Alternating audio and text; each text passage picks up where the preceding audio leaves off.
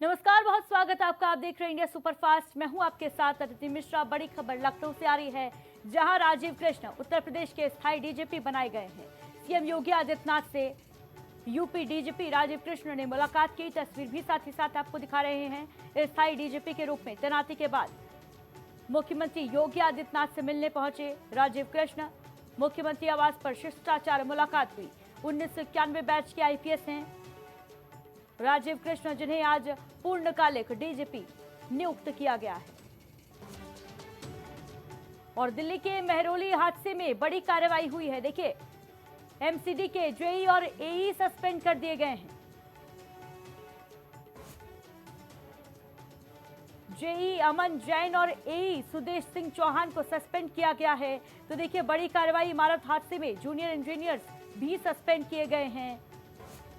बताते चले आपको, बीती रात साकेत इमारत हादसे की मजिस्ट्रेट जांच के आदेश दिए गए हैं। बीती रात बिल्डिंग गिरी थी, 5 मंजिला इमारत धराशायी हो गई थी, जिसके बाद सरकार ने बड़ा एक्शन लेते हुए जेई और एई को सस्पेंड किया है।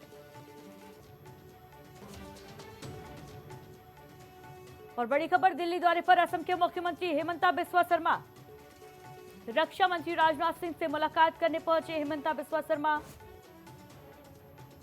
दोनों के बीच में कई अहम मुद्दों पर बातचीत हुई है। तस्वीर भी साथ ही साथ आपको दिखा रहे हैं।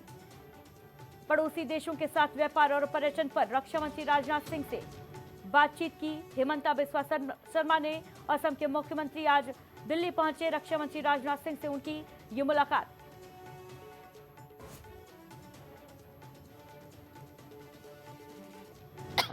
माननीय हमारे सबका सम्मानीय राजनाथ सिंह जी ने असम में बहुत समय दिया, प्रसार किया।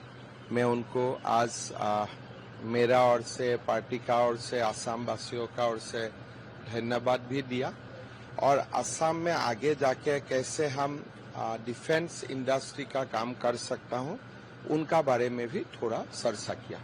ये मुलाकात कैसी रही सर? ये बहुत माननीय राजनाथ सिंह जी ने हमें आशीर्वाद भी दिया। मेरा एक पहला एक उद्देश्य था उनसे आशीर्वाद भी लेना, आशीर्वाद भी दिए।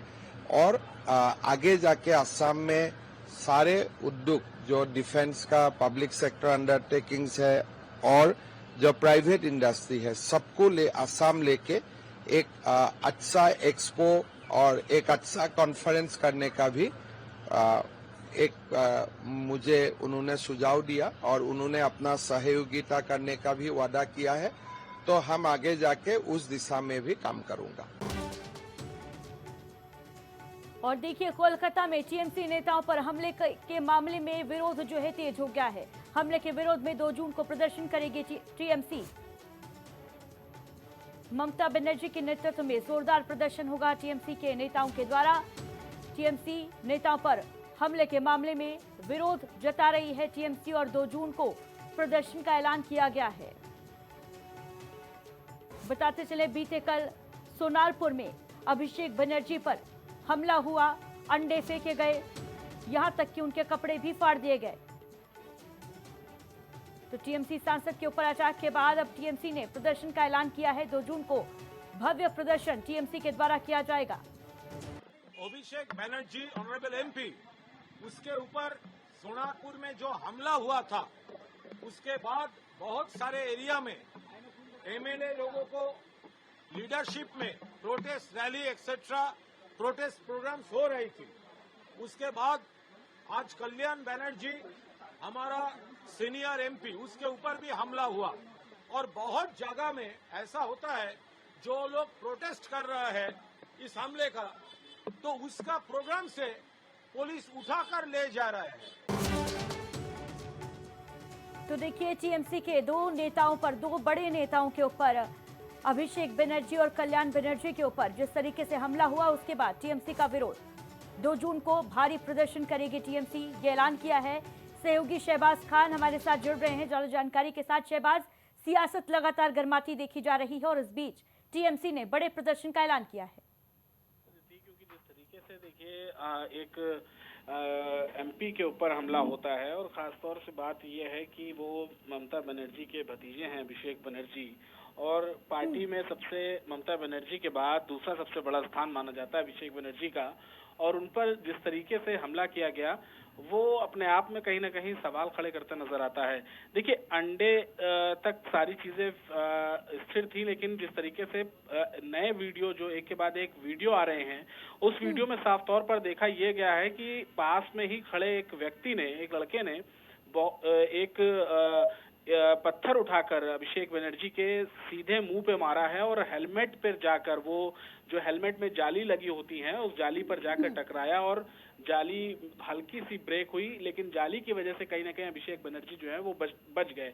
तो इससे साफ अंदेशा है कि ये हमला कहीं ना कहीं एक जिस तरीके से वो बता रहे हैं कि उनको जान की मारने की नीयत से किया गया था, तो इससे जो है कहीं ना कहीं ये टीएमसी के लिए कहीं ना घातक साबित होता हुआ फिलहाल दिखाई दे रहा है, क्योंकि आज शहबाज, लेकिन क्या कुछ कार्रवाई इस पूरे मामले पर हुई है? क्या किसी की गिरफ्तारी हुई है? किसी पर केस दर्ज हुआ है या नहीं? क्योंकि ये बहुत बड़ा मामला सामने आ रहा है कि दो टीएमसी के सांसद, चाहे किसी भी पार्टी के सांसद हो, नेता हो, लेकिन इस तरीके से भीड़ के द्वारा अटैक किया जाना, हमला किया जाना, ये सीधे सीधे कानून व्यवस्था को अपने हाथ में लेना है। बिल्कुल, क्योंकि जिस तरीके से सूबे में जिस वक्त चुनाव चल रहे थे उससे पहले राज्य में कानून व्यवस्था को स्थापित करने की बात जो है भारतीय जनता पार्टी की तरफ से की गई थी, और अब जिस तरीके से देखिए, चाहे वो कल्याण बनर्जी की बात कर लीजिए या फिर अभिषेक बनर्जी, दोनों ही कद्दावर नेताओं में गिने जाते हैं, और फिर जिस तरीके से इस तरीके से हमला होना खुलेआम पब्लिक डोमेन के बीच में जाते हुए जिस तरीके से उनको निशाना बनाया गया, ये अपने आप में कहीं ना कहीं कानून व्यवस्था पर सवाल जरूर खड़े करता है। दावे बहुत किए गए थे, लेकिन पश्चिम बंगाल में स्थितियां देखिए, अभी फिलहाल चुनाव खत्म हो गए लेकिन हिंसा रुकने का नाम नहीं ले रही है अदिति। तो ऐसे में ये सवाल जरूर खड़े हो रहे हैं कि आखिर जिस कानून के राज को स्थापित करने की बात बीजेपी ने की थी, क्या उसको बीजेपी स्थापित कर पाएगी? बीजेपी के सामने भी देखिए बहुत बड़ा चैलेंज है। बिल्कुल शहबाज, और अब देखना अहम होगा कि क्या कुछ कार्रवाई इस पूरे मामले पर की जाती है या फिर केवल आरोप प्रत्यारोप का सिलसिला जो है वही देखने को मिलेगा आने वाले वक्त में भी। फिलहाल जानकारी देने के लिए बहुत शुक्रिया आपका शहबाज। और देखिए, दिल्ली में पानी की किल्लत से लोग परेशान हैं। जल संकट पर रेखा गुप्ता सरकार अब सक्रिय हो गई है। भाजपा विधायक सतीश उपाध्याय ने बयान दिया है, रिएक्शन सामने आया है उनका। जलापूर्ति सुधारने के लिए सरकार प्रयासरत है, ये कहना है। तो दिल्ली में पानी की किल्लत जिससे लोग लगातार परेशान हैं, प्रदर्शन करते भी देखे गए। वहीं अब रेखा गुप्ता सरकार एक्टिव हो गई है।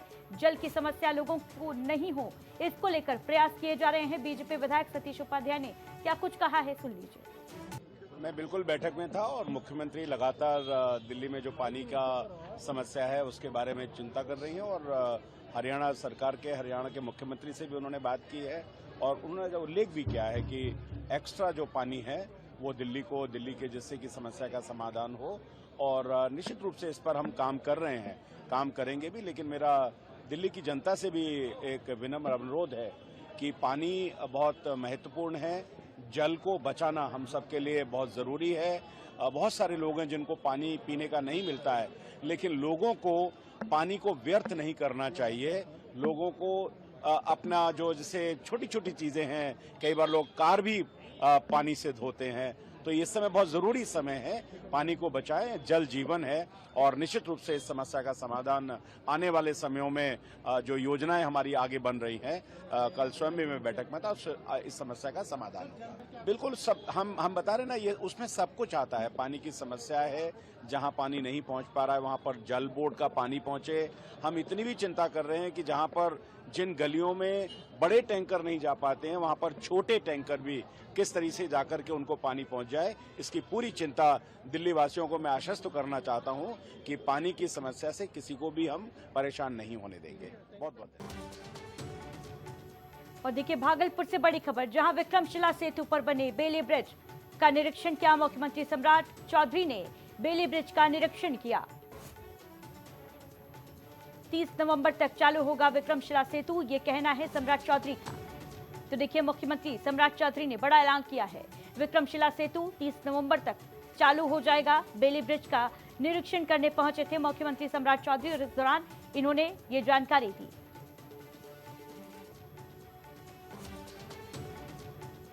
अभी टेम्पोररी चालू होगा, और दूसरा जब तक ये पुल चालू नहीं होगा तो प्राइवेट गाड़ी हो या आम लोग हो उसको मुफ्त में इस तरफ से उस तरफ ले जाने के लिए सारी व्यवस्था सरकार की तरफ से। पुरानी पुल बनेगी सर फिर से?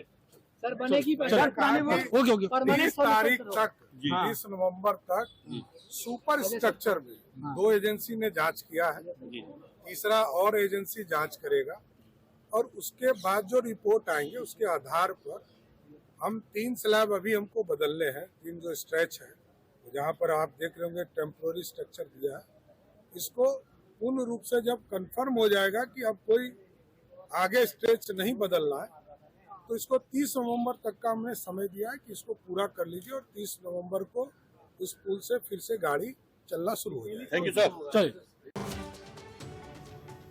और देखिए पश्चिम बंगाल से बड़ी खबर है, जहां कल शुभेंदु सरकार का मंत्रिमंडल विस्तार होगा। 35 मंत्री एक साथ शपथ लेंगे। नए चेहरों को मंत्रिमंडल में बड़ी जिम्मेदारी मिल सकती है। राज्यपाल RN रवि दिलाएंगे नए मंत्रियों को शपथ। तो पश्चिम बंगाल में कल शुभेंदु सरकार का मंत्रिमंडल विस्तार, 35 मंत्री एक साथ शपथ लेंगे। दिल्ली में अगले 4 दिन भारी बारिश का अलर्ट जारी हुआ है। तेज हवाओं के साथ बारिश का अलर्ट जारी हुआ है। तो देखिए मौसम विभाग ने चेतावनी जारी की है। तेज हवाओं के साथ अगले 4 दिन 1 से 4 जून तक बारिश का अनुमान जताया है मौसम विभाग ने। गर्मी से राहत मिलती नजर आ रही है दिल्ली वासियों को। मौसम विभाग ने अलर्ट एक बार फिर से जारी किया है। अगले 4 दिन बारिश का अलर्ट जारी किया गया है। दिल्ली में तेज हवाओं के साथ बारिश का सिलसिला जो है वो जारी रहेगा अगले 4 दिन यानी 1 से 4 जून तक।